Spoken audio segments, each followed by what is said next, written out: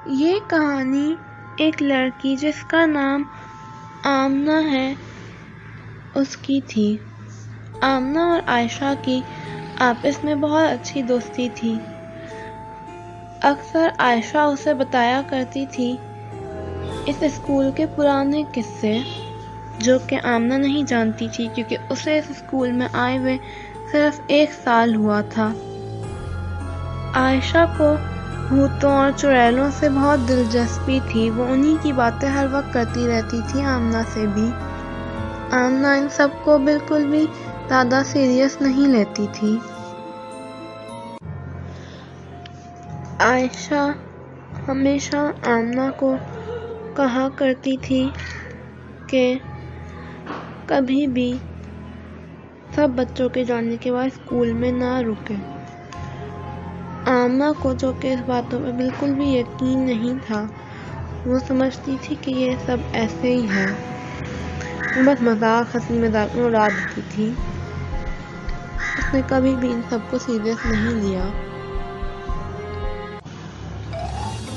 आमना एक दिन नीचे आ रही होती है, वो बस स्कूल से जाने ही वाली होती है कि उसे याद आता है कि वो अपना बैग ऊपर ही भूल आई है। वो ये सोच के परेशान होना ही शुरू हो जाती है। वो फिर आयशा को ढूंढना शुरू करती है ताकि उससे पूछ पाए कि वो मेरे साथ ऊपर चलेगी, लेकिन उसे आयशा कहीं नहीं मिलती। वो सोचती है शायद वो अभी से चली गई है। वो खुद ही हिम्मत जुटा के ऊपर जाना शुरू कर देती है और अपना बैग ढूंढना शुरू करती है।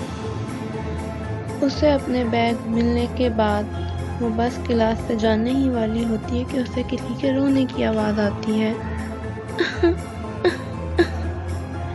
वो फिर से मुड़ जाती है और उस तरफ जाती है।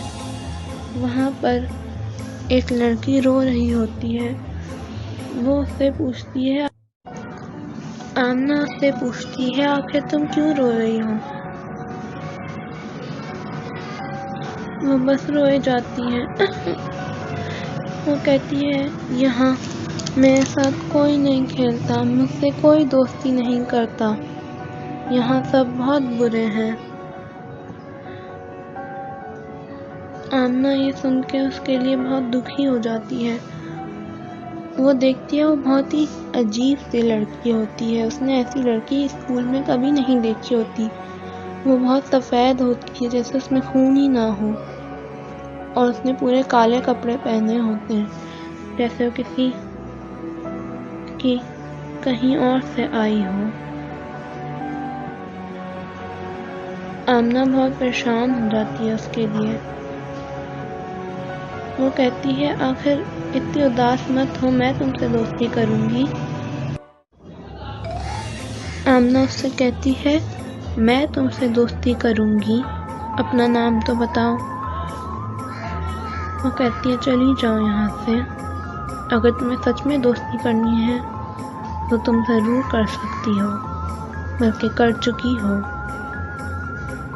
आमना को ये बात समझ में नहीं आती, लेकिन वो एकदम से मुड़ती है। आमना पीछे हटती है। वो देखती है कि वो वही आयशा ही है, लेकिन इस सब को बहुत ही ज़्यादा खौफनाक दिख रही होती है। आमना एक बहुत जोर की चीख मारती है। उसके बाद से स्कूल वैसा ही चलता रहा। सब अपने ही मज़े करते रहते थे, लेकिन किसी ने ना कभी आयशा को देखा और ना ही कभी आमना को।